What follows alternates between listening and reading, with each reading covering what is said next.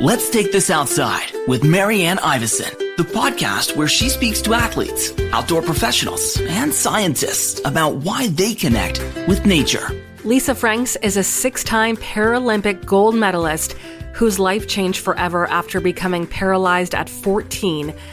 Today, she's traded the podium for the outdoors, exploring by mountain bike, kayak, and a wheelchair-accessible campervan she designed herself, all while advocating for a more inclusive outdoors. Please welcome Lisa Franks. I always love, Lisa, looking at people's backgrounds, and yours has to be one of the coolest. Where are you right now? I am in Candle Lake, Saskatchewan, parked on the driveway of our family cabin in my campervan. Well, the campervan, I see, is that vegetables in the background or is that a plant? Oh, that's my lovely basil plant that thrives really well, actually. And yeah. Lisa, I'm honored that you wanted to chat. Former guest Nicola Ross and the people from the Trans-Canada Trail are like, you have to talk to Lisa. And you were just so impressive. But for people who aren't familiar with your story, can you take us back to when you were younger, 14, and what that period looked like for you in following years?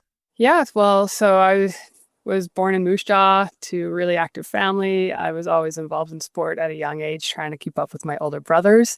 And then at 14, I had a really, really rare condition called an AVM that left me paralyzed. Initially, I was paralyzed from the neck down. I got movement back in my arms and have gotten around in a manual wheelchair, basically paralyzed from the chest down now. And sport really just helped me with that transition to being an adaptive athlete. And right in rehab, as I was recovering, I got involved in wheelchair rugby and then wheelchair racing, and things kind of just took off from there. But it really helped me adjust to life on wheels, just being introduced to other Paralympic athletes and things like that. So yeah, for the next, I guess from 1996 till 2008-ish, yeah, sports and traveling the world with sport was kind of my lifestyle, as well as balancing engineering studies and work. And then pretty bad shoulder injury while playing basketball sidelined me for quite a while. I went through many years of chronic pain, multiple surgeries on my shoulder, and then dealing with that kind of led me back to the outdoors. Growing up, we were really outdoorsy family. We'd take portage trips to northern Saskatchewan and just always skiing, always doing things in the outdoors. And then, trying to deal with chronic pain led me back to the outdoors. Now I mountain bike, I hike, I kayak, I surf, and live in a campervan so I can be outdoors and in nature as much as possible. I feel like you're living a lot of people's dreams in terms of living out of a campervan. But I want to chat more about it a little bit later too, because didn't you partially or you designed your campervan for to be adaptable to you? Yeah, I had to think of every sort of detail, even down to the drawer pulls or recessed and things like that, just to make it livable for me. And so I can go out and I can boondock and be away from everybody and, be able to manage independently in the van by myself. Yeah. When you were younger, it sounds like you said your family is pretty active. How did your family adapt and make your life easier after you were 14 years old and in a wheelchair? How did they adapt and make your life easier for sport, or they treat you the exact same? You just happen to be on wheels. I would say they treated me pretty well the same, which was a blessing because they weren't handling me with kid gloves and, trying to shelter me. And if they were going out in the boat, they'd figure out a way to get me in the boat or the canoe or go fishing or, whatever. So we just kind of tried to adapt to anything that we would normally do as a family, and even just with sport. I know I was 16 and I was going off with the men's rugby team and traveling to Alberta on my own. And I don't know if a lot of parents would have let their 16-year-old daughter just go and be on the road like that and involved with sports. They had a lot of trust in me and the sport and just the path that I was following. So I'd say just the ability to just still be open to every opportunity that came my way. My family was just supportive with whatever I was up for, and we just try to adapt and find workarounds so I could still be involved in doing the things that I love to do.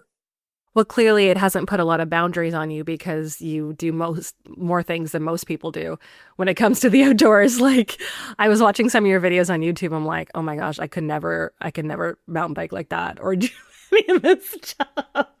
You're so impressive. Oh, well, thank you. Yeah, I think that my upbringing has just given me the confidence that I feel like I could figure my way out of any situation. I just, know I can problem solve or even prepare in advance for as many things as possible so that I feel confident to go out and have this lifestyle and be able to do all these things that people might not want to do on their own. So yeah, I think that's something I'm really grateful for.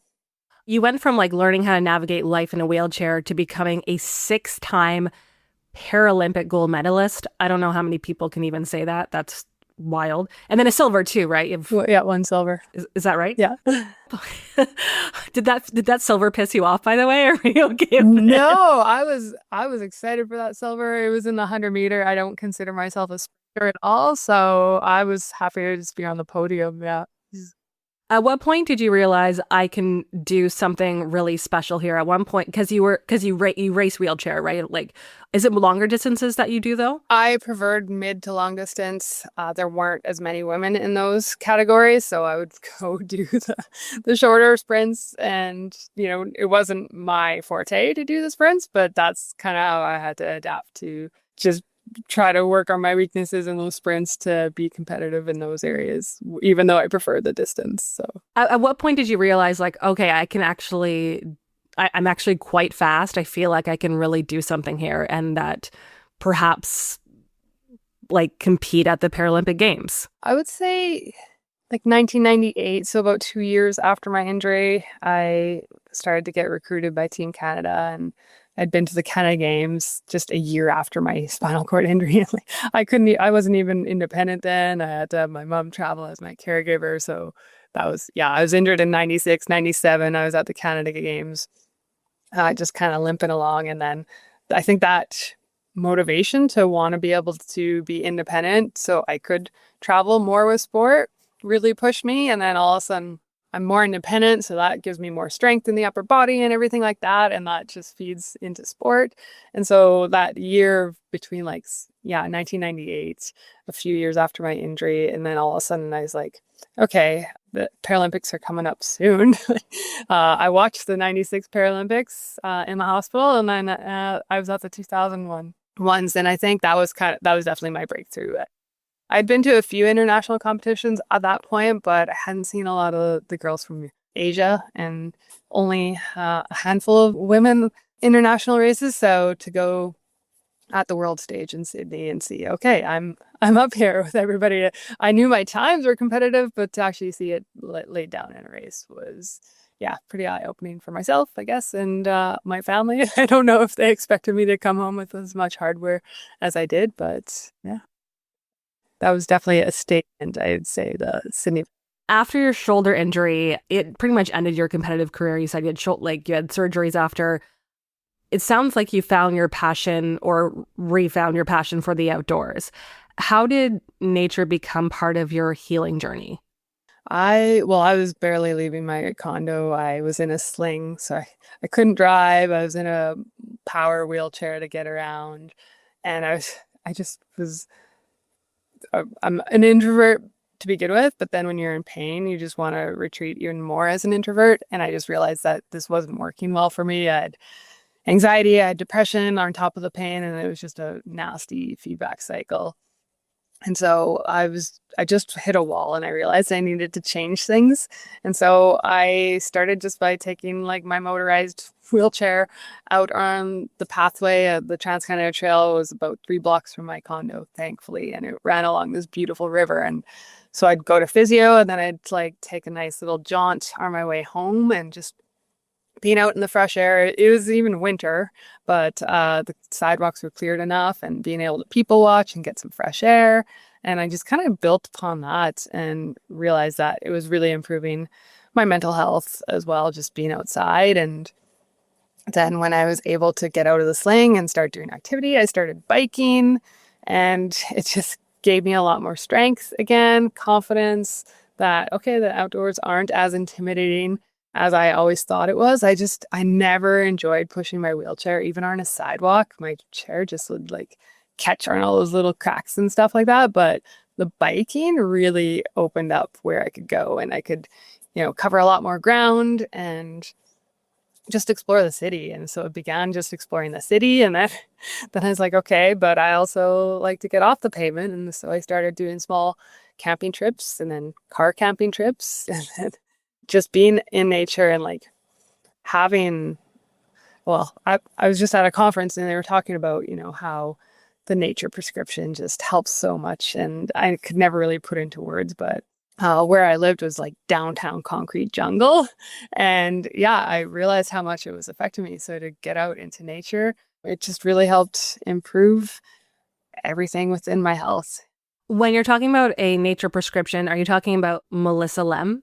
Yeah. So I just heard her speak about a month ago at a conference, and it put into like words everything that I've felt over the past 10 years. It's like, oh, this is why I'm so drawn to camping or the outdoors life or activities in the outdoors versus, I was always in a gym or in a weight room and things like that. And now I do some small competitions and stuff with surfing. Now, like the ocean is now my competition venue. So it's completely changed. And I'd much rather be out there surfing with dolphins and stuff than stuck in a gym with no AC in the middle of August. Valid. Where are you finding that you are loving exploring the most? You said the ocean, so I'm assuming the West Coast you're exploring, or mountain biking. Like where are you doing these things that you're really loving? I've kind of had a routine for the past 5 years in the van where I'll spend summers in Saskatchewan and I'll take people with other people with disabilities out mountain biking. I've got a spare mountain bike. So I'm liking traveling around Saskatchewan, exploring new places that I haven't been to. So meeting new people and seeing new areas. And then I'll spend the shoulder seasons, spring and fall, usually in British Columbia. Again, mountain biking, enjoying all the free camping and beautiful spaces that British Columbia has. And then for like the winter, I've been heading down the west coast to California and getting a lot of surfing in there and just creating a really good community of people down by San Diego. So that has been, 5 years of just that kind of same pattern. And I'll take different routes and, try to explore new places along the way. So cool. Again, it sounds like between BC, Saskatchewan, San Diego, it's a dream is what I'm thinking of. But also, have you spent a lot of time in more like the eastern part of Canada? Like I'm in Ottawa, but of course we have like the whole East Coast. Quebec is amazing as well. Ontario, like, have you spent a lot of time out here? I haven't. I mean, I've traveled there flying for sport a lot, usually in the winter. But the issue is, I have to be in Saskatchewan for 5 months to keep healthcare, Of course, and things like that. And so, I mean, I would love to find a way to be able to do that. Maybe I'll have to skip a year in the US and spend that winter in Saskatchewan or something like that, and then be able to travel to the east in the summer. Do you ski, by the way? Do you actually just hate winter in general, or are you just like, no, I'd rather be surfing?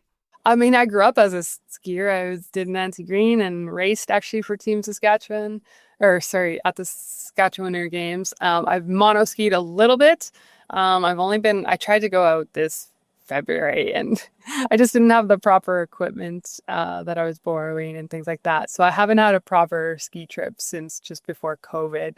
But I'm okay with not being around winter at all. I mean, the day-to-day life in the snow, especially Saskatchewan, like in a wheelchair, trying to just go get groceries, like it's so tough just getting through a parking lot. And I'm happy if I never see snow again. I did love it growing up, but now it's just not worth it to me to have to struggle through the day-to-day that, skiing is enjoyable, but I don't miss it that much because I'm not struggling through the day-to-day winter stuff.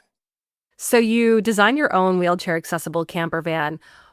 So did you buy it as just a camper van and then adapted it, or was it already kind of wheelchair accessible? So can it bring me through what were some of like the biggest challenges and what features are you most proud of that you built in it?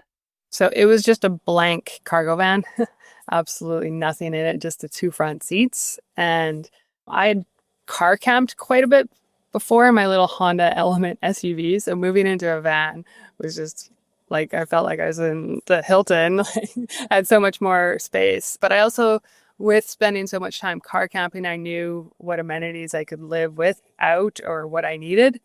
Yeah, so I spent pretty much all of 2020 just planning this build in my head, and then found kind of a DIY person to build it out for me. But the biggest challenge was to be able to travel with all of my equipment. So I have a mountain bike and I have a surfboard, and I have like a attachment that goes on my wheelchair that helps a little bit with hiking or softer like dirt or gravel to get through.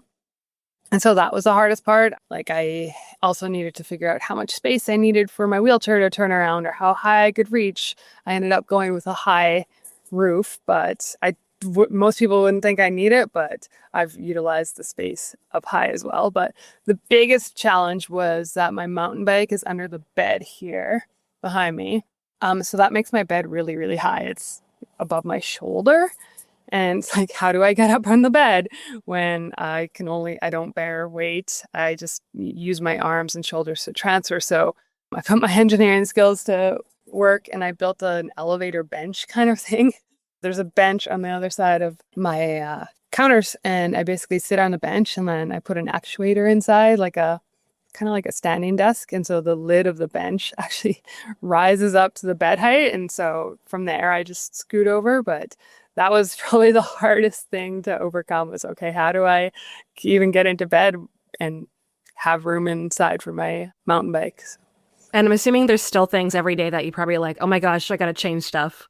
I will admit, I think I just planned, I'm a good planner, and I planned a lot of those things before. And so when it came to actually doing the build, there was just one thing that I changed, where I was going to have a fridge that kind of pulled out. It was going to be like a chest style fridge because they're way more efficient. But then I realized that that just was not going to work because I needed all the floor space for my wheelchair. So I ended up going with like a regular bar fridge style. But everything else has worked out really, really well. And I've added more comfort to the van since the initial build. Like I just added air conditioning this summer, which has been a huge, huge benefit. I've added heat. I've added like a water heater over the years. So the initial layout is still working really well for me. I think I'd mentally planned out enough that, yeah, I had a good idea of the things I needed on the road. And now I'm just making it a little more comfortable as I continue on. Let's take this outside with Marianne Iveson. Let's Take This Outside now has a newsletter. Keep up to date with outdoor news, events, and great discount codes and deals from our partners. Sign up today at letstakethisoutside.ca. So you are exploring Canada, you're going down to San Diego, you're surfing, and you started a YouTube channel called Keeping It Wheel, and like you have a ton of views on there. First of all, like, did you just decide to like document it, throw it on YouTube, see what happens, or did you have like a whole plan? But this thing is blown up. I did not have a plan. I actually was really against it for the longest time. I just didn't want to be another van life or YouTuber, but there are a couple friends that were just so persistent. They're like, I'd like post stories on Instagram and stuff like that. And they're like, you're already doing it. Why not just do it on YouTube and get a following? And you'd really help other people that either have a disability or just their own challenges or are scared to do a van life or be out there alone in the outdoors. And so I kind of relented. I was so against it for about 2 or 3 years. And then I was doing an interview with another YouTuber. She was touring my van and she's like, you really should start your channel. And then another person said it all within 3 days. And I was like, okay, if so many people are talking about this, I'll try it. And I wasn't really consistent for the first year. I think I put out like 3 videos, but then I was just like, I'm the kind of person that like, if I'm going to do something, I'm going to try to do it well. So about 2 years ago, I committed, like, let's set out more of a schedule and how often you're putting out videos and actually, commit to it. And so, yeah, I had a couple of videos go viral, or not viral, but a lot of views. And it's kind of interesting because they're the most obscure, oh, I had a bear try to break into my van and it took an hour to put this video together, where it's oh, I went and summited a mountain all by myself and that got 3,000 views or something. These ones that I think are going to be so impressive and stuff just kind of flop, and then these random weird encounters do really well. So whatever, as long as my videos get seen and people get exposed to what I'm doing out there, I'm happy. You cannot plan the viral stuff. Anytime I have stuff on Instagram that has several 100,000 views, it's the dumbest stuff. I put it together in 5 seconds and it just hits for some stupid reason. But why do you think your content hits so much with people? Why do you think it's so relatable? Is it because yeah, there's a lot of campervan stuff out there on YouTube, but obviously yours is quite original. Initially, I think I was only reaching van life people, and I think I'd get the following from that because, yeah, it is very unique. Everything I do is going to be done with a twist, right? Even just going to find a place to fill up my water, finding an accessible spot that I can get to a water station is hard. Or the outdoor stuff that I do, everyone's oh, I didn't think you could do that. I did have a video do well in the last 6 months that reached more of the disabled community, I think. And so I think that's drawing them more people together. So I've kind of got these two worlds that, are interested in what I do. And I think even again with the disabled community, what I'm doing is unique. I think a lot of people would love to be able to go explore the outdoors and do some of the things I'm doing, but the intimidation factor is very, very real.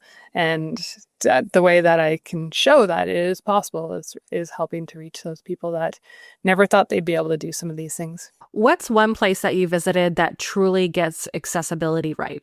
I mean, nowhere is perfect, but the reason I keep going back to California is that it's just they are very, very well versed, especially the California state parks and things like that. I often feel accessibility is overlooked. It's that afterthought, but in California, I feel it's built into the thread of okay, if you're going to build something, accessibility is usually thought of. And I can pull into a desert where there's just free camping. It's just sand everywhere.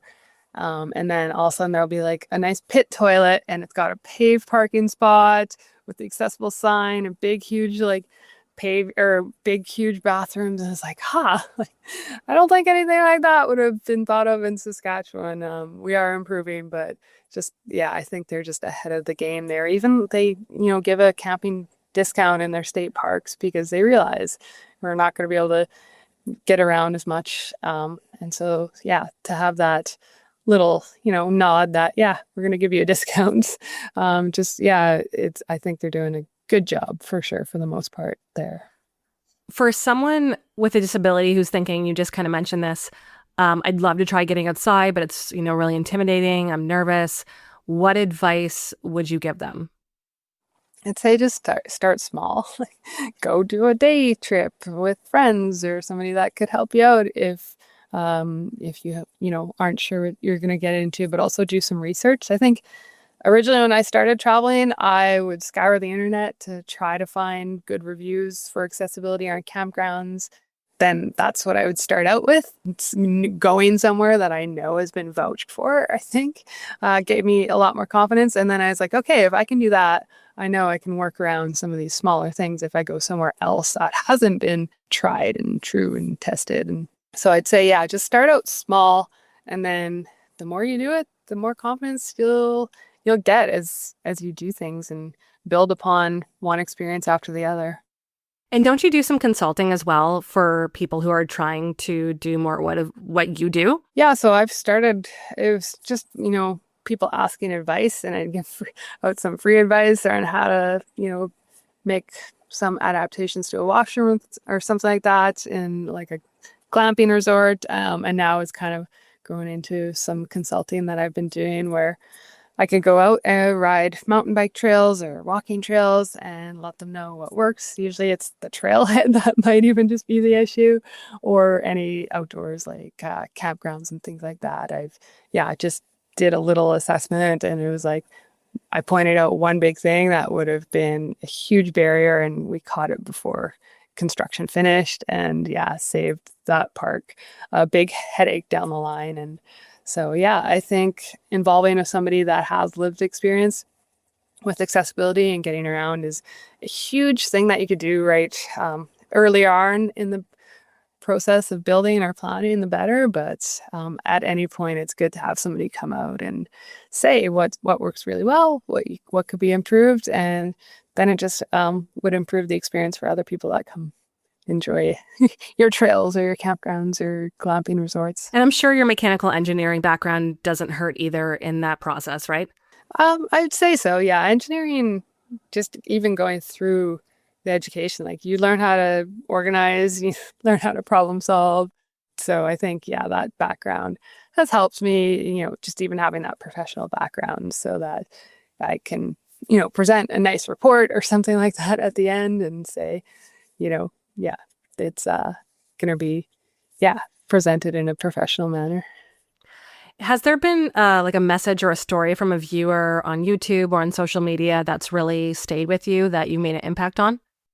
Oh, yeah, there's one person that actually built out the van themselves. And I think it started with, he went kayaking for the first time, who was also a wheelchair user. And he's like, oh, I went kayaking for the first time and I could do it. And and then actually has built out a van now and is traveling, I think, more on the East Coast.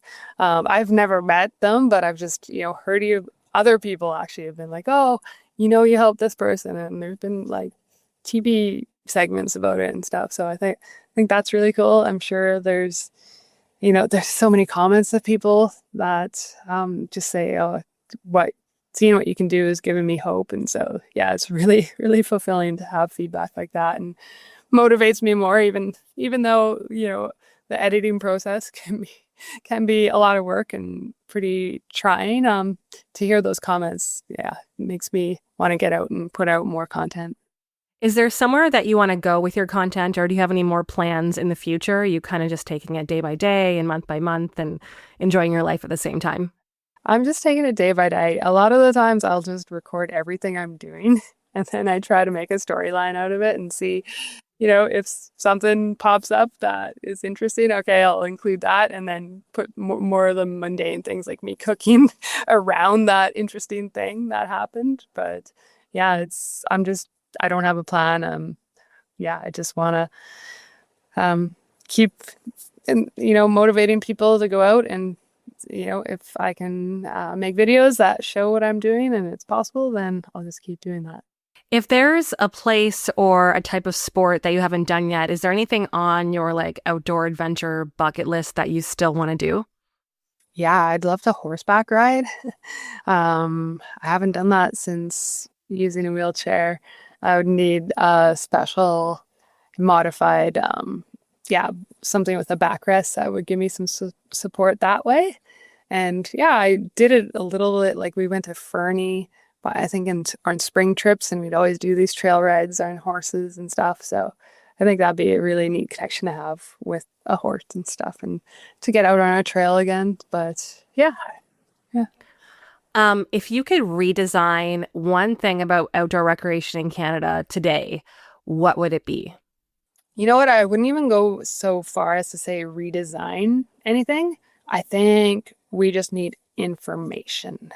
So if we could have information, for example, on a trail system, if we could know the width of the smallest or the narrowest section of a trail, the average section of a trail, the steepest section, the average slope of a trail, any barriers on that trail, that would give me information on whether it's worthwhile for me to go there or not.